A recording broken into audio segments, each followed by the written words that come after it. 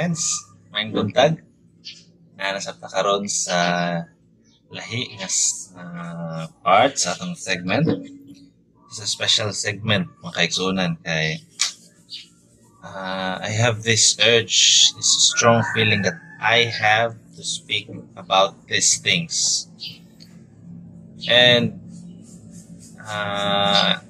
malipayon ko mga kaigsunan kay despite sa kataas sa panahon wala ko naka-supply og bagong video, religious video, informative video may tungod sa Bible ug sa current events, sa mga panghitabo sa palibot. And kung unsay gisulti sa Ginoo may tungod niini. Apan malipayon ta mga kaigsunan kay niyata kahimo sa bag-o nga segment. Now, unsay topic nato karon? Atong topic is all about this one. Three angels message and time setting. Ano makaigsunan dili ta ignorante sa mga time setting, no? Daghan nga mga panghitabo sa kalibutan nga ni-involve og time setting. Kano sa ba ang doomsday? So na yung mga settings sa doomsday, kano sa matapos ang kalibutan, or kano sa mabalik si Kristo. Now, atong hisgutan ang connection sa three angels message, which is the last message of mercy, meaning kalibutan, yung hinapos ng kapanhonan sa kalibutan, and time setting. Unsay correlation? Pwede ba ni sila maguban? Or as the east to the west ang ilahang panagbulag? Atong sayron mga kaigsunan. Magaputan. O Diyos, speak through me. Kaunta magahatag sa kaalam, kinahanglan namo aron mahimo ning topic, subject, panalangin sa imong mga katawhan. Ako ni pangayon, sinagi lamang sa ngalan ni Jesus. Okay, makaigsunan ako sudan. Now, nganong kinahanglan po musulti about ani mga kaigsunan? Because bilang Seventh-day Adventist, I want to warn our brethren sa kani nga kadelikado nga mensahe na even nagakuyanap sa atong taliwala. Ingon ang Testimonies to Ministers, page 55, paragraph 1. Ingon diri, let our brethren and sisters beware of anyone who would set a time. Who would set a time? Kinahanglan ta magbantay sa mga katawhan makaigsunan nga mag-set og time for the Lord to fulfill His word in regards to His coming, sa iyahang pagbalik. So, setting a time with regards sa pagbalik ni Ginoong Jesucristo ng atong manluluwas, or in regard to any other promises He has made of special significance. It is not for you to know the times or the seasons which the Father hath put in His own power. Klaro makaigsunan nga when setting a time, particularly pag-set sa time sa pagbalik ni Ginoong Jesucristo, wala tagihatagan sa katungod sa pagminsahin kay tungod niya na. Why? Because it is not for us to tell or to preach mga kaigsunan sa kalibutan. False teachers may appear to be very zealous for the work of God. Mga mini nga matutudlo as foretold sa Matthew 24, false prophets, false teachers shall arise, may appear to be zealous for the work of God and may expend means to bring their theories before the world and the church. But as they mingled error with truth, ilahang gisagol ang error of truth, makaigsunan, which is nasabta na to dili yun na pwede mitabo. Their message is of one deception and will lead souls into false path. Sa daw nga klase sa mensahe na mag-set og time with regard sa coming ni Christ is one of deception. It is mingling error with truth. They are to be met and opposed. This is the reason, makaigsunan niya, why I need to speak about this. Because, according to the quotation, we have to met this kind of error and oppose. Not because those persons, katong mga katawhan na nagwali, they are bad men, but because they are teachers of falsehood and are endeavoring to put upon falsehood the stamp of truth. So, atong masayran makaigsunan, unsa giday ning kadelikado ng time setting. Pwede man na siya nga mabungat sa pambaba. Atong sayron makaigsunan. This is the work, ingon sa Selected Messages, Volume 1, page 186, paragraph 1. This is the work in which we are also to be engaged. Instead of living in expectation of some special season of excitement. So, unsa daw gina-produce aning time setting makaigsunan is excitement. And remember makaigsunan, during sa Advent movement, the Great Advent movement makaigsunan, unsay mga motive sa uban nga nag-join atong Advent movement. Hinungdan nga after the Great Disappointment from 50,000 down to 50, nga na ka-radical ang pag-reduce sa numbers makaigsunan gatuwa atong mensahe. It is because most of them were just excited. They have no true conversion. They have not known unsa ning tinuod nga pakigrelasyon sa Ginoo makaigsunan. We are wisely to improve present opportunities. We are not promised tomorrow makaigsunan. Remember that. Ang gihatag lang sa atoa karon. Today, if you hear His voice, harden not your hearts. Ingon pa sa Hebrews 3:7-8. Doing that which must be done in order that souls may be saved, instead of exhausting the powers of the mind in speculation in regard to the times and season, which the Lord has placed in His own power, withheld from men. Withheld from men. Meaning, never jud ni gihatag sa Diyos Amahan kini nga mensahe sa tao. Not even angels makaigsunan. We are to yield ourselves to the control of the Holy Spirit. Sa present duty makaigsunan nato. Dili ba to preach the last message of mercy, which is a 3 angels messages? And kinahanglan ba kini 3, dili ba kini bang 3 angels messages necessary ba nga mo connect ang time setting ani nga mensahe ato na sayron niya makaigsunan? To do present duties to give the bread of life unadulterated with human opinions to souls who are perishing for truth. Time setting, according to this quotation, is just a human opinion. But don't get me wrong makaigsunan, time setting naay time setting sa Bible. But masabtan na to niya, kanusta na taman lang time set. Satan is ever ready to fill the mind with theories and calculation. Daghan nga mga tao makaigsunan, even at this present moment, ang ilahang trabaho lang is to create theories and to speculate and to calculate the time when our Savior will come. That will divert men from the present truth. Sa ato pa, ang time setting is not present. And disqualifying them for giving the third angel's message to the world. Ini daw mga katawhan makaigsunan nagdala sa time setting, dili ni sila qualified nga messengers sa 3 angels messages. Which is, kung basahon na itong Revelation 14 makaigsunan, this is the last message ni hatag sa Ginoo just before the time of His coming. It has ever been thus, for our Savior often had speak reprovingly to those who indulge in speculations and were inquiring into these things which the Lord had not revealed. And mabasahan nato niya ang Ginoo nga will never reveal that time of Christ's coming. Jesus had come to the earth to impart important truths to men. He wished to impress their minds with necessity of receiving and obeying His precepts and instruction of doing their present duty, and his communications were of an order that imparted knowledge for the immediate and daily use. So kining nadawat na to nga kamaturan mga kaigsunan, from Sabbath, mark of the beast, the fall of Babylon, diba?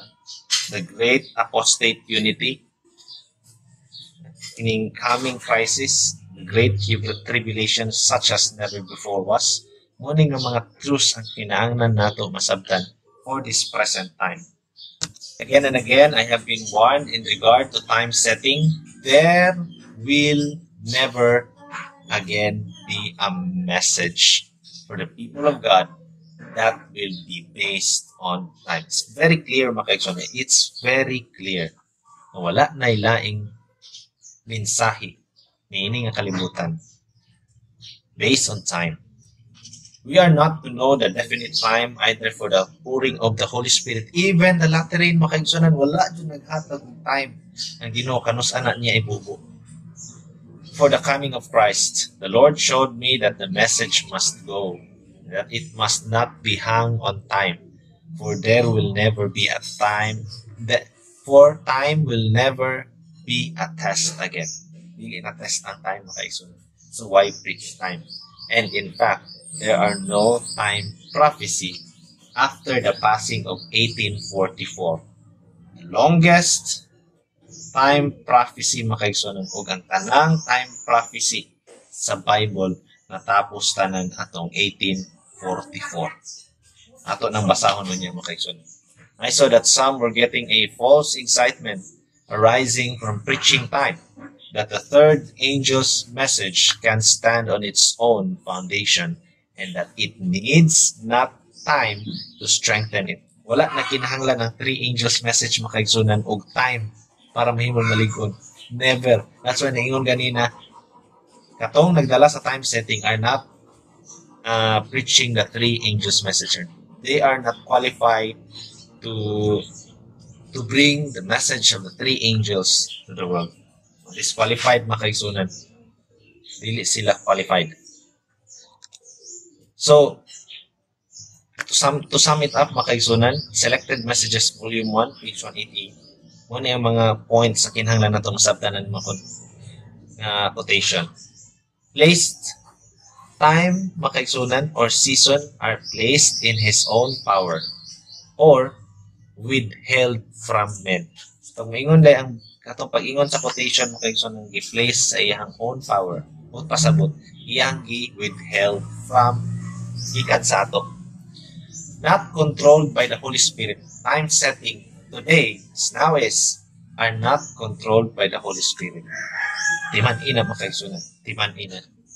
No message will be based on time and hung on time. Wala na ilang mensahe nga magbase pa sa panahon or isangit pa sa panahon. Time will not be a test. The three angels' messages needs not the time. Satan is the one suggesting it. Basa na to ganina, Satan gina-insinuate, gina-impress ang mga katawhan, mga kaigsunan na to calculate time. And lastly, time setters are disqualified to bear the three angels' message. Very clear, mga kaigsunan. I hope nasabtan na to. Atong basahon ng March 22, 1892. We are not to engross with speculation in regard to times and seasons which God hath not revealed. And Jesus told His disciples to watch, but not for definite time. Wala joy definite time, mga kaigsunan.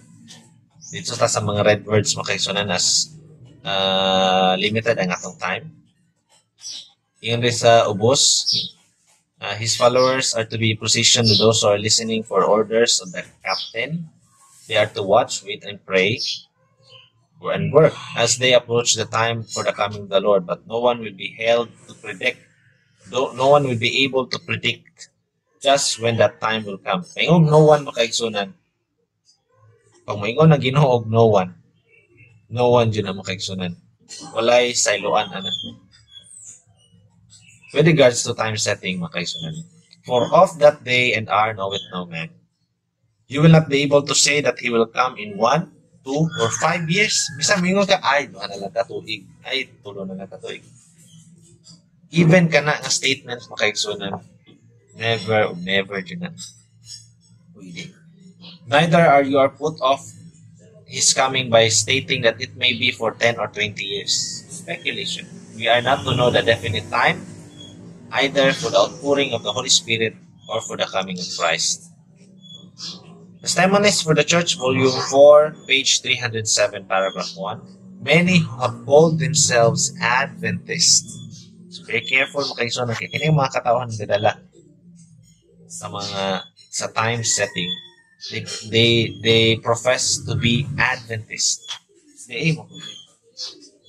Even I myself came from a group na nag-claim nga SDA, but calling the SDA Church Babylon, which in due time, as time passed makaigsunan, God revealed to me that message is not the message from God. Time after time been set for Christ to come, but repeated failures have been the result. The definite time of our Lord's coming is declared to be beyond the ken of mortals. Do you consider yourself mortals, makaigsunan? Mamalatyan pa ba ta? Then samtang mamalatyan pa ta, wala ay mensahe sa panahon. A time setting, a definite time setting for the coming of Christ. Even the angels who ministers unto those who shall be heirs of salvation know not the day nor the hour, but the day and hour knoweth no man. No, not the angels of heaven, but my Father only. So it's very clear. Ang amahan lang ang nasayod. Because the times repeatedly set have passed, the world in this more decided state of unbelief than before in regard to the near advent of Christ.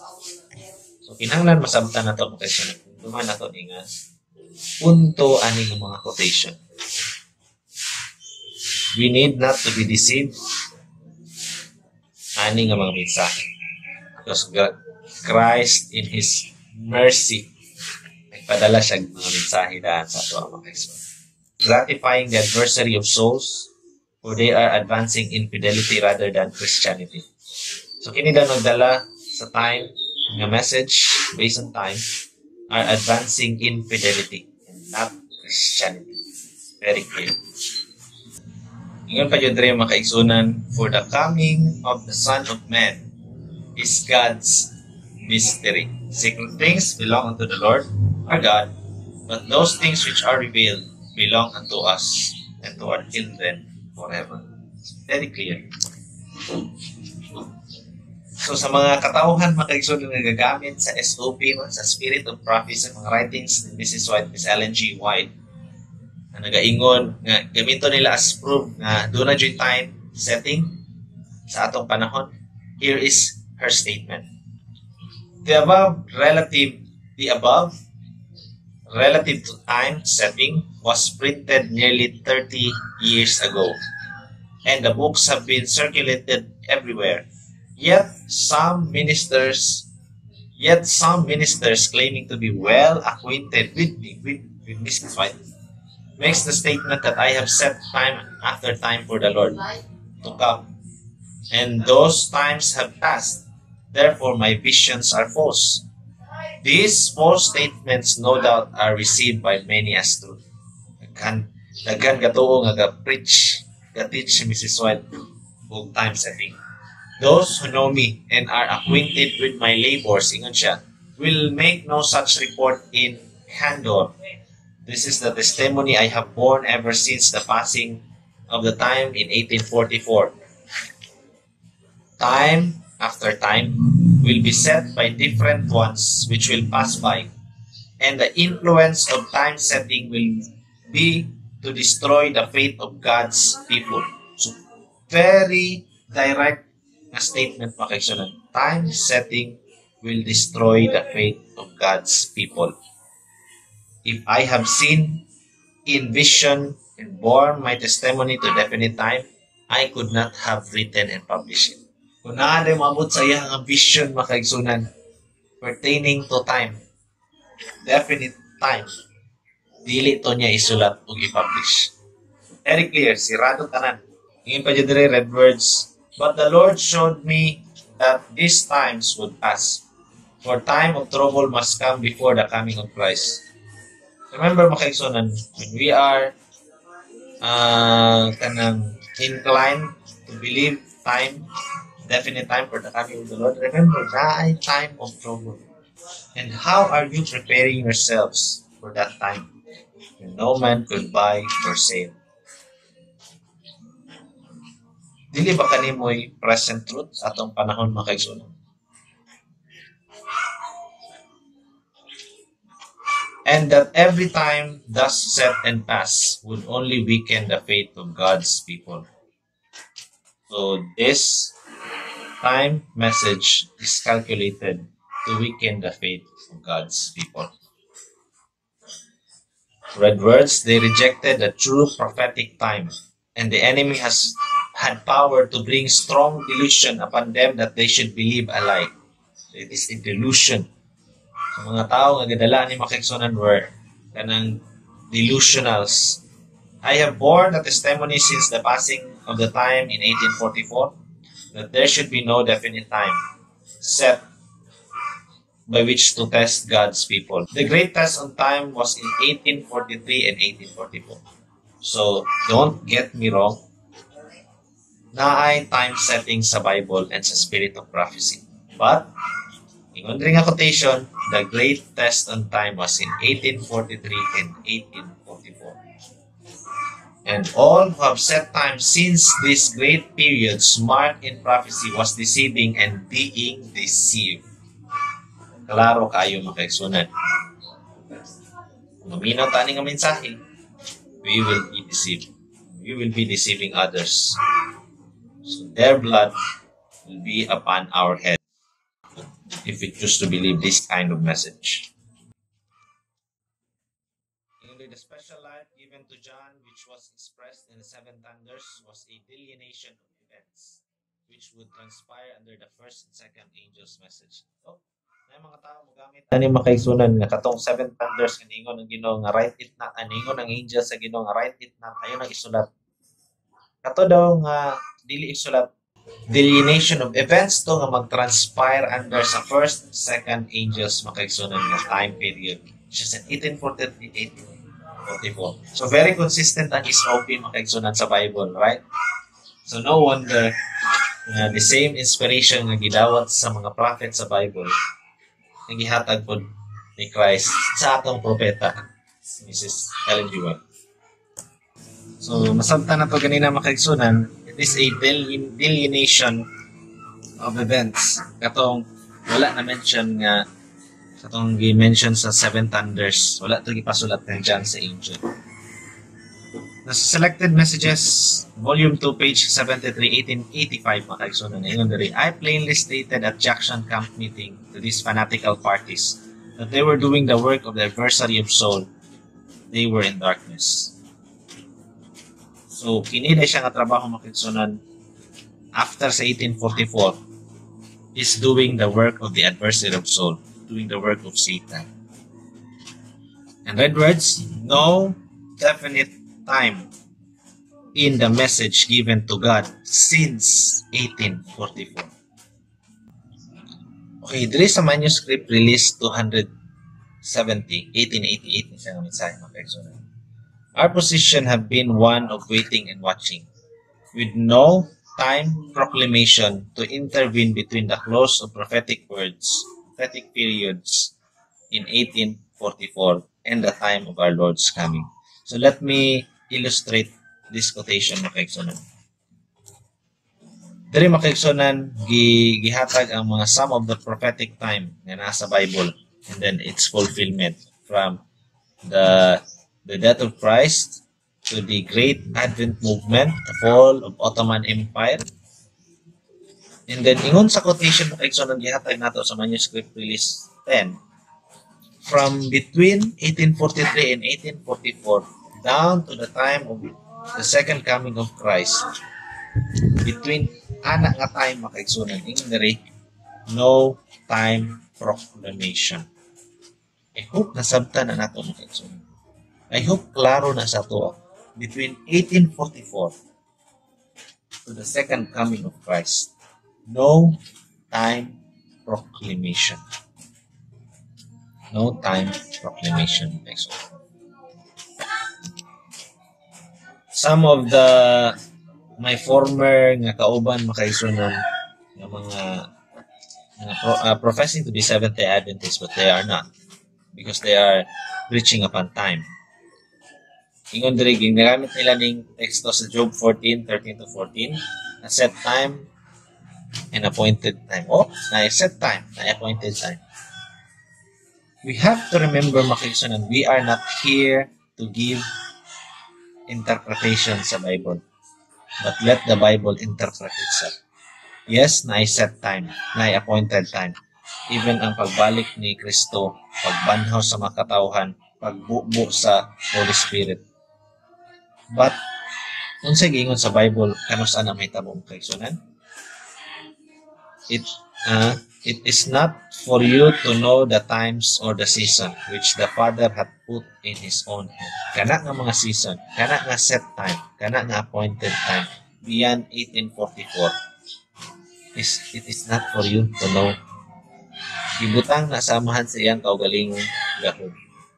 Kung nagkahiusa ang anak ug ang balaang spirito, anak na desisyon makaigsunan. Ayaw guba ang unity na nag-exist sa Father, Son, and Holy Spirit. But of the day and hour knoweth no man, no, not the angels of heaven, but my Father only, according to Matthew 24 verse 36.